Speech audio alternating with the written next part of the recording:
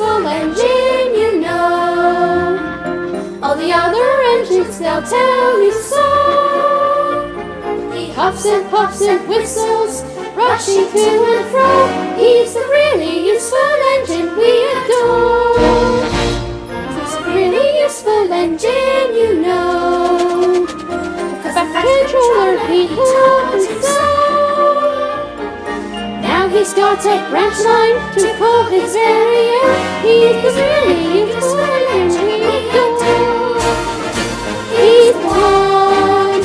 He's the number one. Thomas the Tank Engine. He's the really useful engine we adore.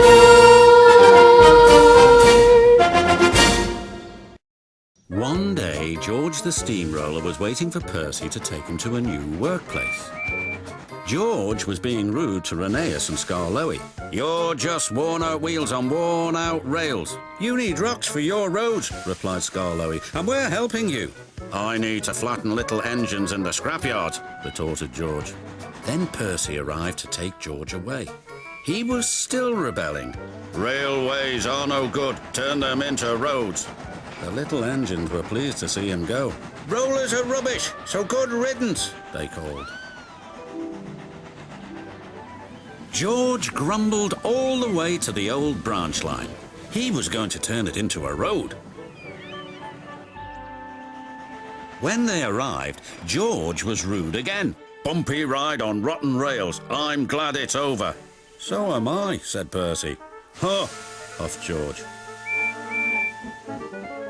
Percy was still fuming when he met Thomas. "What's up, Percy?" "It's George. He makes me feel down." "Just ignore him," puffed Thomas. George was now enjoying himself. "Ripping up rails," he chortled. "What a life!" "What do you think of this, Thomas?" Thomas took no notice. George felt insulted. "You're a useless blue puffed ball," he shouted. But Thomas didn't hear. "I'll show him who's boss." At last the workmen reached the level crossing. "What shall we do here?" "Tear it up, tarmac it," said George. So they did, but not properly, and George knew it too.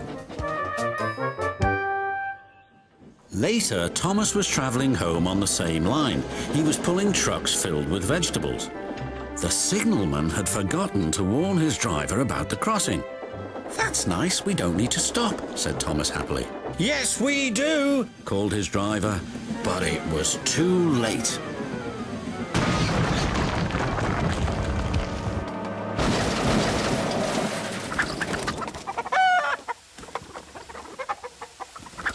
Next day, Percy told Gordon all about George. "Huh!" snorted Gordon. "You're just a small engine, that's why he's rude to you. He wouldn't dare cause me any trouble." George had been taken to some yards to work.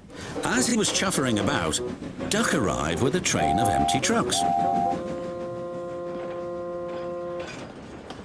George was blocking his way, and a truck was stuck on the main line. "Let me through," demanded Duck. "I'm too busy. You'll just have to wait." "There's no time to wait. I must clear my trucks from the main line to let Gordon through." "Pah," said George. "Then he'll have to wait too." Duck's driver went to complain to the station master, but the signalman had already switched the points and set the signal to allow Gordon to speed through. His passengers were singing his praises, and he was making express time. "I'm the greatest, just watch me fly by," he whistled long and loud as he approached the station. Suddenly he saw a truck on the line ahead. "Get out of my way!" But the truck wouldn't move. Until Gordon forced it. By accident. Gordon was worried that the Fat Controller would be cross. He was, but not with Gordon.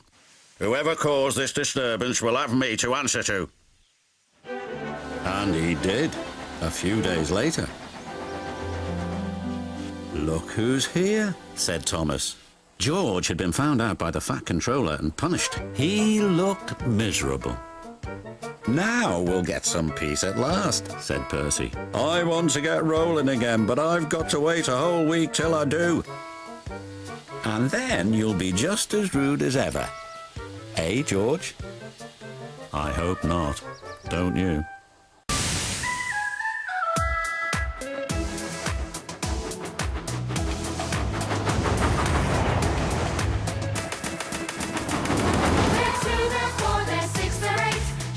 Trucks and hauling freight, red and green and brown and blue.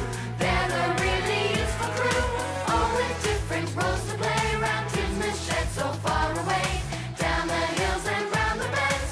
Thomas and his friends. Thomas, He's the cheeky one. James, Is vain but lots of fun. Percy, Pulls the mail on time. Gordon, Thunder